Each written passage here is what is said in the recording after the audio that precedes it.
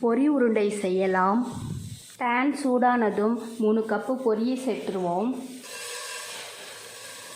மிதமான தீயிலே 3 நிமிஷத்துக்கு பொரியை வறுத்தரலாம். பிளேட்டில் கொட்டிடலாம். பேன் சூடானதும் 1 கப்பு வெல்லத்தை சேர்த்துருவோம். 1/4 கப்பு தண்ணி. வெல்லம் கரையிற வரைக்கும் வெயிட் பண்ணலாம். வெல்லம் நல்லா கரைஞ்சி வந்துருச்சு. வெல்லத்தை வடிகட்டிடலாம். 4 நிமிஷத்துக்கு நல்லா குக் பண்ணிடலாம். நல்லா குக் பண்ணியாச்சு. வறுத்து வச்சிருக்கிற பொரியை சேர்த்துருவோம். நல்லா கலந்து விட்டாச்சு. 2 டீஸ்பூன் நெய் சேர்த்துட்டு நல்லா கலந்து விட்டாச்சு. சூடாக இருக்கும்போதே உருண்டை பிடிச்சிடலாம். சூடாக இருக்கும்போதே உருண்டை பிடிச்சாச்சு. பொரி உருண்டை ரெடி ஆயிடுச்சு. இது போல் ட்ரை பண்ணி பாருங்கள். தேங்க்யூ.